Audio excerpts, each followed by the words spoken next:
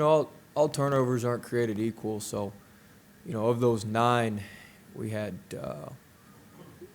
2 travels and 3 charges. So, those are, you can actually get back and guard those. Of the 19 turnovers, we only had 5 or 6 that were unguardable, and they only converted them into a few points. So they weren't detrimental, even though it was a large number. Now, it did allow them to shoot, more shots than we shot, which is not good. But I thought the turnovers were the turnovers that we had were manageable, which is what you want. Now, you don't want them at all, but if you have them, you want them to be manageable, at least where you can get back and set your defense. And most of them at A&M were of that variety, so that helped us out. Obviously, the loss of Charles is a pretty big one for you guys on the bench. Can you talk about a couple players that are going to need to step up, and then also is Marlon going to be all right? Yeah, Marlon should be good to go. I don't know how much he'll, I don't know how much he'll be able to play or how much he will play, but he's been given clearance from the doctor, so he'll be good to go with us. We need Marlon to step up. We need Marlon to play a lot better than he's been playing. He needs to play like he played last year. So we need him to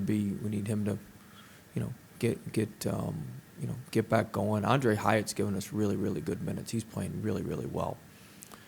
He had a huge offensive rebound. He made a big 3. He made some big plays for us. We need him to just continue to progress, continue to be steady. We know what we're going to get with Marshall, very, very solid, and he's somebody that can help us. And Bishop, Bishop's somebody that can come in and help. He's done that at certain times this year. He helped us in the Rhode Island game, and he's somebody that we believe in. Sometimes as a freshman it's tough. We shortened the rotation. We felt like the 7 or 8 guys we were playing kind of gave us the best chance, and now with Charles out, we're going to have to recalibrate that, and Bishop will certainly be in those plans. And then we're going to continue to play Coop some. Coop played 5 minutes, and he gave us good minutes. He's getting better and better and better. He works hard every day. He's doing what we ask him to do. And, he's somebody that we can put in there. He's a little bit of a change from even having Emmett. Emmett's more of a power guy, and Coop's long and lanky and does some different things well, can tip the ball around and affect some shots. And, he's somebody that we're going to play. So we're going to use everybody. We're going to use everybody we got. And, Marshall and all, they're all on scholarship because we all think they're good players. And so, it's next man up, and that sounds cliche-ish and all that, but we've got other guys that, when given opportunities, are going to step up and do a nice job, and that's what we expect. Coach, last night on the radio show, you were talking about Darius Days and his ability to not foul out compared to last year. Are some of these cheap fouls that he's picking up, is he a victim of circumstance, or what's the deal? Yeah, his first and fifth fouls weren't his fault. Those were other guys' faults that he was over there helping, and he has to come over and help. When you come over and help, there's all sorts of rules in the charge circle. If you're the secondary defender, you got to jump and all this stuff. He didn't jump. If he'd have just jumped on his first foul, it wouldn't have been a foul. It's the right call. But if he'd have just jumped in the air, it wouldn't have been a foul. Really his fourth foul is the only one he got his money's worth on, where he tackled the kid trying to go get the ball. But he's been good. That's only the second game he's fouled out of all year. He's been doing a really nice job of playing without fouling. And it's one of those things. Sometimes if you talk to him about it too much or focus on it too much, it's a little bit of a self-fulfilling prophecy. So, we're going to try to get our defense a little bit more solid, get our ball screen defense a little bit more solid, where he's not put in rotation, he's not put in some tough predicaments, and hopefully we'll be more solid and be able to keep him on the court. Coach, I think you guys are on an 11-game conference win streak right now. What have you guys done well on the road, and specifically Trenton Watford, just as a freshman? He seemed to handle the road games well. Yeah, he's been good away from home. I think sometimes going on the road, you got to heighten your sense of focus. You got to heighten your sense of awareness of everything that's going on, everything that's happening. And, for whatever reason, we're on a good streak on the road, but every game's different. Every game's a separate matter. So this will be a different challenge than we faced on Tuesday night at A&M. And, we got to prepare well the next couple of days and go up there and get ready to play. It'll be a hostile environment. They're having a red out, and it'll be a tough game. They're going to be, their backs are against the wall. They're 0-3 in league play.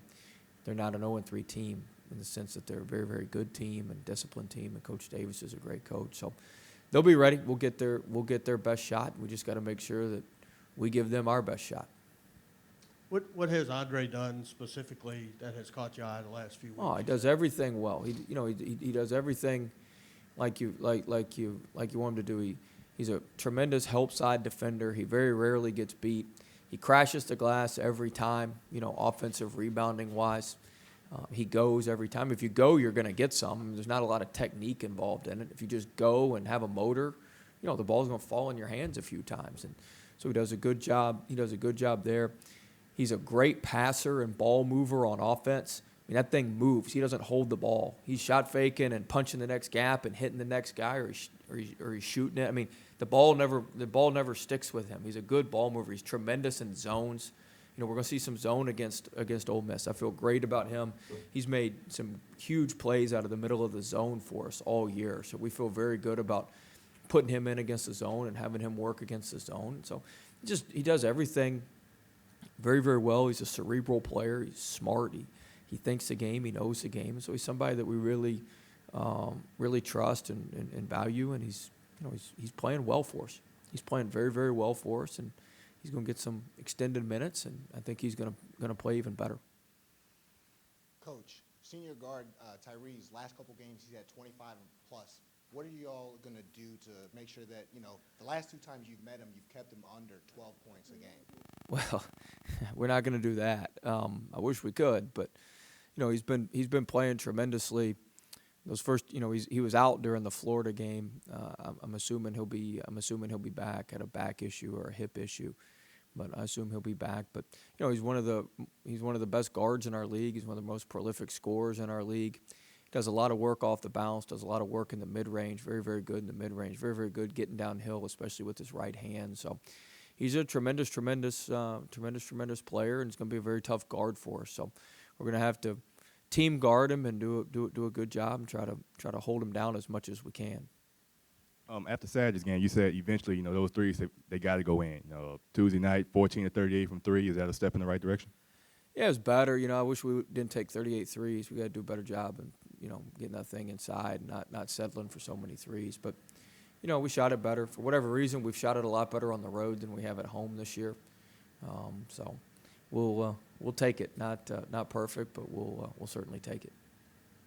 Hey, Coach, with Charles Manning out, is the rotation going to look a little bit different in terms of maybe new faces getting a little bit more time, or guys? Yeah, I've said we'll play Bishop. We're gonna play Bishop a little bit, and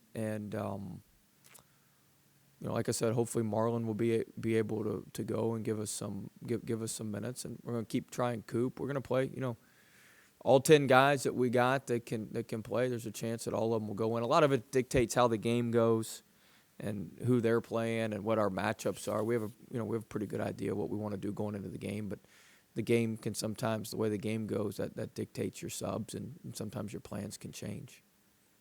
Where's Skylar improved the most this year? I think one spot is he's shooting it a lot better from three. I think that's one area, but I think he's the thing I would say he's improved the most on is his patience. It's different. Teams are, last year everybody's defense was built to stop Tremont, so they're trying to bottle him up off of ball screens. And this year teams are loading to Skylar, and it's tough. You want to score and kind of get going early in the game, and especially early in the game, teams are building a wall, not letting him drive it. And I thought the last couple games, Mississippi State and A&M, I think he's been patient and understood that, all right, look, I got to take what the defense gives me.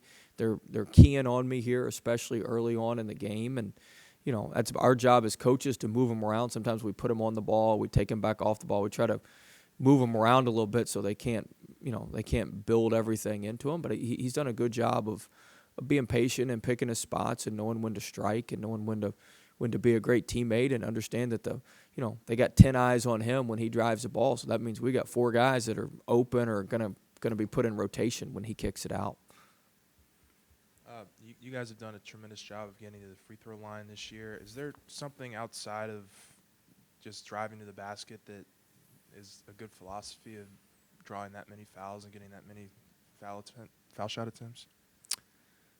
You got to drive it in there to get the attempts. That's the number one thing is you got to be aggressive and get that ball in the paint. If you don't get in the paint, you don't have a chance.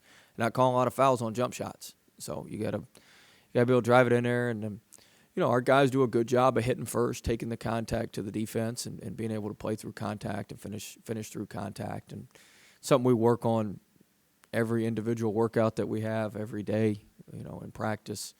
We're constantly working on how to drive it in there and finish. You mentioned Skylar shooting it better. Before conference play last year, he was shooting it great. Conference play kind of cooled off from 3 at least.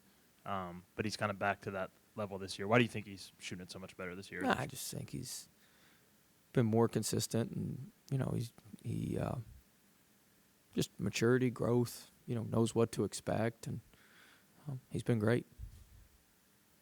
Coach, would you say Skylar and Javante's shot selection is the reason they've been a little bit streaky recently as opposed to early in the year?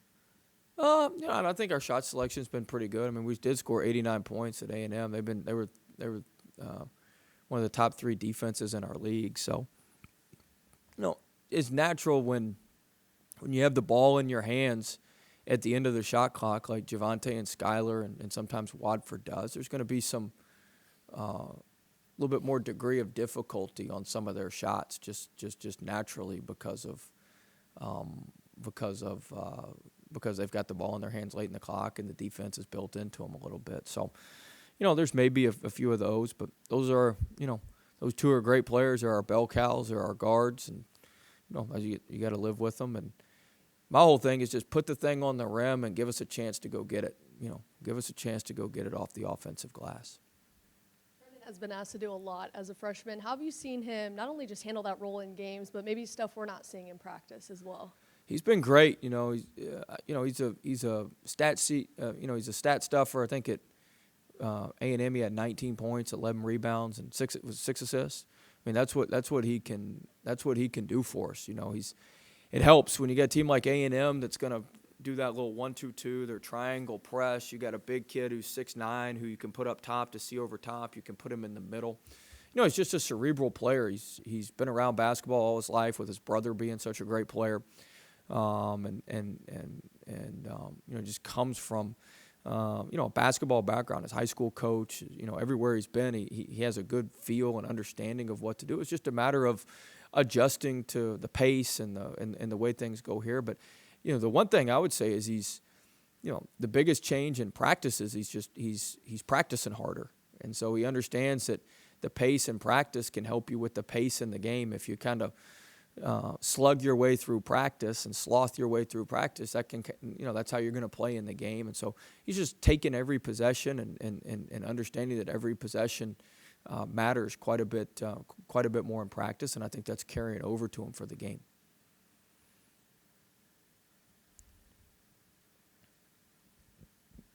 Coach, how important is it, for just the school recognition, maybe even for the basketball program, with LSU winning the national championship? No, it's huge. It's huge for our brand and national branding. It's a big deal. It's a big deal. Everybody knows LSU, and it's pretty cool. They've done a phenomenal job, and hopefully we can continue to ride the coattails and use the success of the football team to help our program and all programs here and everything at the school. Everything kind of rises when something like this happens, and I think that's what you're going to see.